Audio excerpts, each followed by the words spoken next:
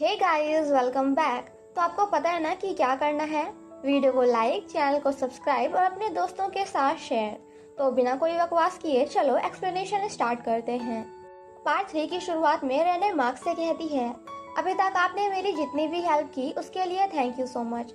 मैं नहीं चाहती कि उस दिन रूम में आपने जो कुछ भी देखा उसकी वजह से हम दोनों एक दूसरे से अजनबियों की तरह बिहेव करें, क्योंकि उस दिन कुछ नहीं हो रहा था, आपने बस गलत समझ लिया। अगर फ्यूचर में कभी आपको मेरी हेल्प चाहिए हो तो मैं ज़रूर करूँगी। वो कहता है, क्या सच में? मगर मार्क का क्या? रेने कहती है, वो तो मेरा रूम छोड़कर जा चुका है। जिसके बाद हमें एक दिन पहले का सीन दिखाया जाता है जहाँ किचन में दैश स्नैक्स बना रहा था एंड रेने को बताता है कि मैं घर छोड़कर जा रहा हूँ। वो कहती है, तुम्हें संघ के कॉन्ट्रैक्ट को लेकर इतना सीरियस होने की ज़रूरत नहीं है, और वैसे भी अगर तुम यहाँ रहोगे तो मेरा किराया भी आधा हो जाएगा और मुझे डेली का डेली इतना अच्छा अच्छा खाना खाने को मिलेगा। वो रेने को कुछ स्नैक्स देते हुए कहता है, जब मैं यहाँ ना रहूँ तो तुम इसे खाना, और हाँ, मेरे जाने के बाद भी तुम अपना ख्याल रखना, अपनी केयर करना। जिसे सुनकर उसे भी बुरा लगता है। वो मूड को चेंज करने के लिए बड़े वाले जार का स्नैक्स उठाकर भागते हुए अंदर चली जाती है। डैश कहता है, वो मेरा था। वो कहती है, जिसने पहले लिया उसी का हो गया। अंदर आकर वो भी सैड हो जाती है, क्योंकि रेने भी डैश को रोकना चाहती थी बट नहीं रोक पाती। मॉर्निंग में डैश एनी से मिलने जाता है। वो कहता है, तुम्हें मुझसे मिलने के लिए दूसरों को परेशान करने की क्या जरूरत थी? वो कहती है, इतना गुस्सा क्यों कर रहे हो, मेरी बात तो सुनो। मुझे पता है कि तुम अपने आगे की स्टडीज के लिए फ्रांस जाना चाहते हो। पहले मुझे लगता था कि मुझे तुम पे बस क्रश है, बट आज मुझे पता चला कि मैं तुमसे प्यार करती हूँ। आई लव यू, नहीं, I love you very much. That's why जो तुम्हारा ड्रीम वही मेरा भी ड्रीम। वैसे इन रियलिटी ये तुम्हारा नहीं बल्कि तुम्हारी मॉम का सपना है, और यहाँ हमें पता चलता है कि उस फोटो फ्रेम में किसी और की नहीं बल्कि डैश की मॉम की फोटो है, जिसे रेने भी देख लेती है। मैंने तुम्हारे डीन से इस बारे में बात की और वो तुम्हें एक स्कॉलरशिप देने के लिए तैयार हैं, क्योंकि उन्हें भी पता है कि तुम काफी टैलेंटेड हो। तुम्हारा सपना बहुत ही जल्द पूरा होने वाला है।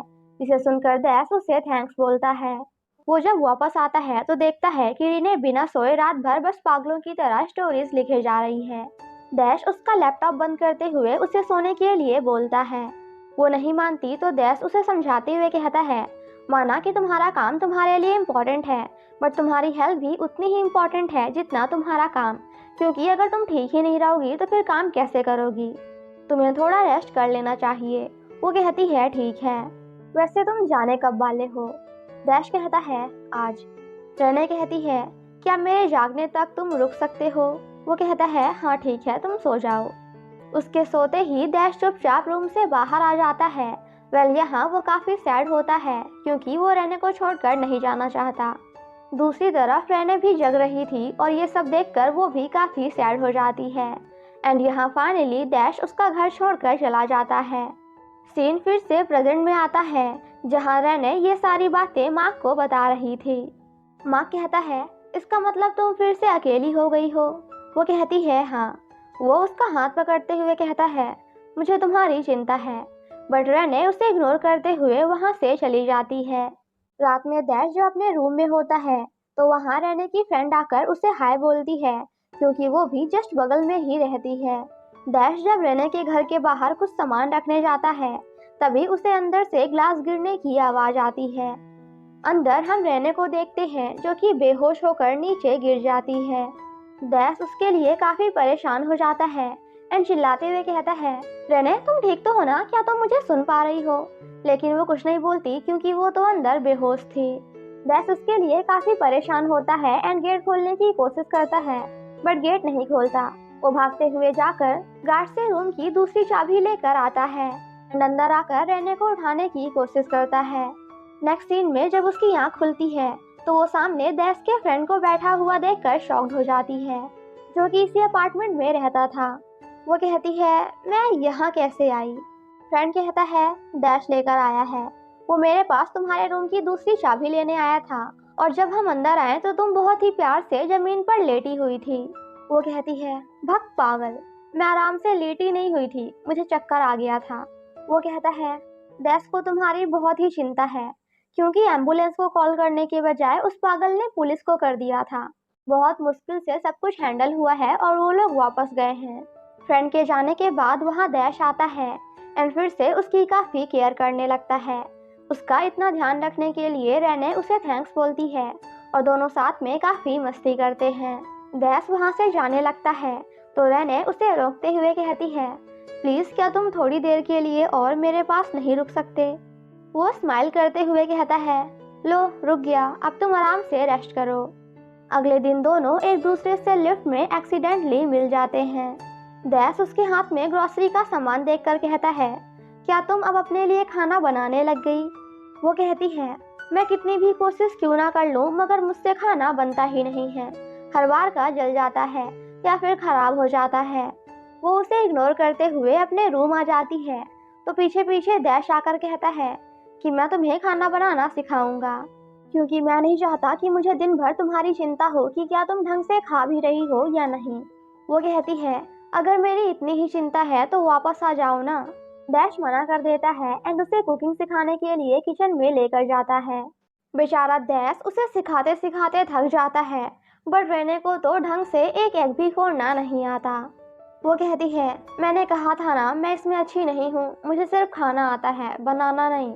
वो उसे एक बहुत ही आसान सी डिश बनाना सिखाता है एंड रेने को उसे ट्राई करने के लिए बोलता है बट वो भागते हुए रूम में आकर गेट लॉक कर लेती है एंड काफी सैड हो जाती है। डैश कहता है, अगर तुम ऐसे ही करते रही तो मेरे बिना तुम्हारा क्या होगा? तुम ना ढंग से खाती हो, ना नहाती हो और ना ही अपना रूम साफ करती हो, बस पूरा दिन काम में ही बिजी रहती हो। अगर एक दिन तुम बीमार पड़ गई तो फिर तुम्हारा ध्यान कौन रखेगा? रेने चिल्लाते हुए कहती है, तो मैंने तुमसे कब कहा कि तुम आकर मेरी केयर करो? वो कहता है, कितनी अजीब बात है ना, मैं तुम्हारे साथ कितने दिनों से हूँ पर फिर भी मुझे अभी भी यही लगता है कि मैं तुम्हें नहीं जानता। तुमने मुझ जैसे अजनबी को अपने घर में जगह दी, मुझे तुम्हारे घर में रहने दिया, जिसके लिए थैंक यू। मैं हमेशा तुम्हारा शुक्रगुजार रहूंगा। एंड सैड होकर वहाँ से चला जाता है। यहाँ रहने भी काफी सैड होती है एंड दोनों अपने अपने रूम में आकर एक ही गाना बजाकर सुनते हैं। काफी मेहनत करने के बाद रेने फाइनली अपनी स्टोरी कंप्लीट कर लेती है एंड उसे ले जाकर डायरेक्टर को दिखाती है। डायरेक्टर कहते हैं, मुझे तुम्हारी ये स्टोरी पसंद आई। वो कहती है, मुझे पता ही था आपको ये नहीं पसंद आएगी। एक सेकेंड, आपने क्या कहा, आपको पसंद आई? डायरेक्टर कहते हैं, हाँ बिल्कुल। वैसे कल रात को मुझे एक अजीब सा ईमेल आया था कि मैं कॉमेट नाइट का सीक्रेट एक्सपोज कर दूंगा। क्या तुम्हारा कोई सीक्रेट है जिसके बारे में मैं नहीं जानता? वो कहती है, नहीं नहीं ऐसा कुछ नहीं है, और अगर कुछ होता तो आपको पता होता ना। वो हैप्पी होकर जब घर जा रही थी तो रास्ते में उसे वही लड़की मिलती है जो डैश के बगल में रहती है। वो रेने के हाथ में डैश का रूम नंबर लिखते हुए कहती है, मैं उन दो लोगों को जो एक दूसरे से प्यार करते हैं बट अभी तक अपनी फीलिंग्स कन्फेस नहीं कर पाए हैं ऐसे नहीं देख सकती। मुझे पता है आप ये कर सकती हैं। एंड भागते हुए वहाँ से चली जाती है। रात में डैश जब घर आता है तो सामने एक स्नैक रखा हुआ देखता है जिसे कोई और नहीं बल्कि रेने रख के गई है। तभी वहाँ एनी आकर उससे बात करने की कोशिश करती है। वो कहती है, अगर तुम फ्रांस गए तो मैं भी तुम्हारे साथ चल सकती हूँ। क्या पता तुम्हें कब मेरी ज़रूरत पड़ जाए, मैं वहाँ तुम्हारा अच्छे से ख्याल रखूँगी। डैश कहता है, आई एम रियली सॉरी, अगर तुम ये सब मुझे वापस पाने के लिए कर रही हो तो ऐसा नहीं हो सकता। वो सामने रहने का रखा हुआ स्नैक देखकर कहती है, क्या ये सब उस चुड़ैल की वजह से है जो तुम मेरे पास वापस नहीं आ सकते? डैश कहता है, इसमें रहने की कोई भी गलती नहीं है। वो कहती है, क्या तुम मेरी आंखों में आंखें डालकर ये बात बोल सकते हो कि तुम उससे प्यार नहीं करते? डैश कुछ नहीं बोलता, जिसे सुनकर एनी गुस्सा होकर वहाँ से चली जाती है। नेक्स्ट सीन में वो रहने से मिलने जाता है जहाँ वो दोनों एक दूसरे को देखकर काफी हैप्पी होते हैं। एंड फाइनली यहाँ रहने को बता देता है कि मैं इसी महीने अपने आगे की स्टडीज के लिए फ्रांस जाने वाला हूँ। वो कहती है, व्हाट, फ्रांस? कितने दिनों के लिए जा रहे हो? वो कहता है, पूरे 1 साल के लिए। आज रेने उसे बताने वाली थी कि मैं तुम्हें पसंद करती हूँ बट उसकी ये बात सुनकर नहीं बता पाती। अंदर आकर वो काफी ज्यादा रोती है। नेक्स्ट मॉर्निंग जब उसकी नींद खुलती है तो डायरेक्टर उसे कॉल करके बताते हैं कि सभी सोशल मीडिया प्लेटफॉर्म्स पे ये बात वायरल हो चुकी है कि दी लिटिल मरमेड, जो कि एनी की बुक्स को कॉपी किया करती थी, वो कोई और नहीं बल्कि कॉमेट नाइट ही है।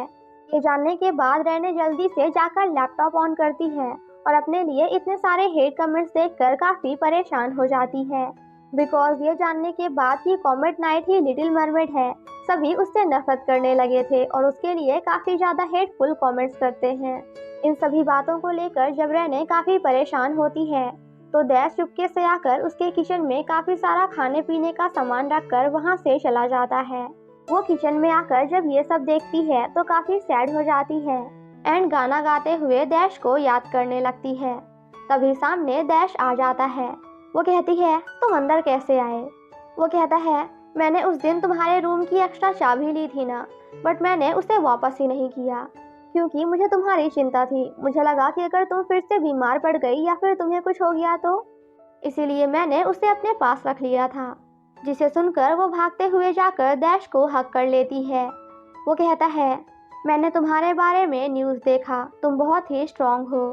वो कहती है, क्या आज तुम्हें कोई काम है? डैश कहता है, आज नहीं तो मगर क्यों?